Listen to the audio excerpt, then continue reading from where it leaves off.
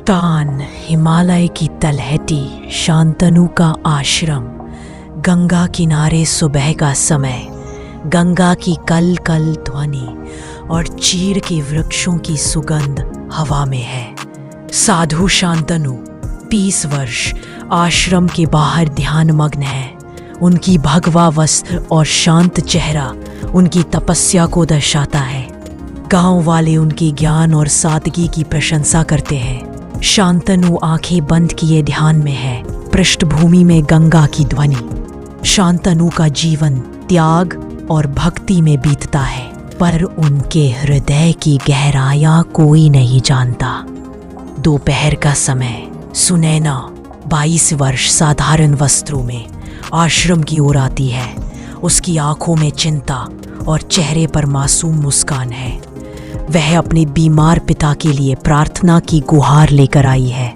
सुनैना विनम्रता से, साधु जी, मेरे पिता बहुत बीमार हैं। गांव वालों ने कहा आपकी प्रार्थनाएं चमत्कार करती हैं। कृपया मेरी मदद करें। शांतनु शांत स्वर में, माँ गंगा सबकी सुनती है।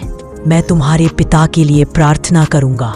कथन। सुनैना की सादगी और दुख शांतनु को छू जाते हैं। वह उसे आश्रम में बैठने को रात का समय, शांतनु गंगा किनारे हवन कर रहे हैं।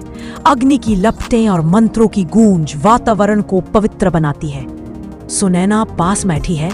उसकी आंखें आंसुओं से भरी है। शांतनु मंत्र पढ़ते हुए, सुनैना, हे गंगा माँ, मेरे पिता को बचा लीजिए। हवन के बाद सुनैना शांतनु को धन्यवाद देती है और लौट जाती है।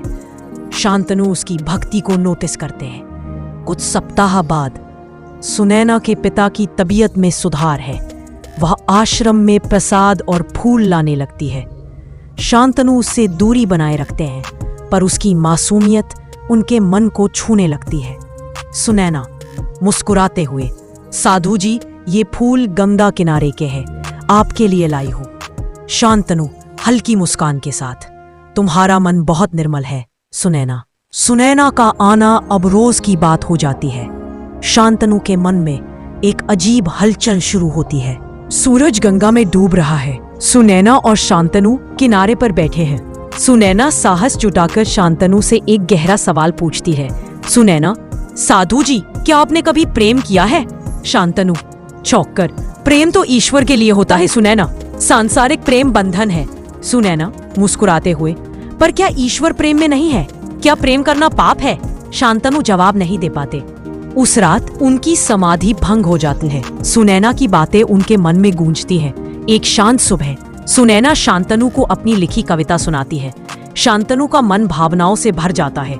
सुनैना कविता पढ़ते हुए, गंगा की धारा, हृदय की पुकार, साधु के मन में प्रेम का संसार। शांतनु नम आंखों से, तुम्हारी कविता में सत्य है सुनैना। शांतनु को एहसास होता है कि सुनैना का प्रेम आत्मिक है, पर वह अपने साधु जीवन के कर्तव्य और इस भावना के बीच उलझ जाते हैं। चांद की रोशनी गंगा पर बिखरी है। सुनैना अपने प्रेम का इजहार करती है। शांतनु का मन विचलित है। सुनैना, साधु जी, मेरा प्रेम पवित्र है।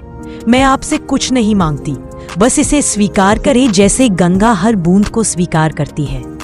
शांतनु आवेश में, सुनैना, तुम्हारा प्रेम पवित्र है, पर मेरा रास्ता अलग है। मैं तुम्हें दुख नहीं दे सकता। सुनैना आंसुओं के बीच मुस्कुराते हुए, प्रेम दुख नहीं देता साधु जी, यह तो मुक्ति देता है। सुनैना चुपचाप चली जाती है। शांतनु का मन अशांत हो जाता है। कई दिन बीत जाते हैं। सुनैना आश्रम नहीं आती। शांतनु का ध्यान टूटने लगता है। वह सुनैना की बातों को याद करते हैं। शांतनु, क्या प्रेम वाकई बंधन है या ये मुक्ति का मार्ग है?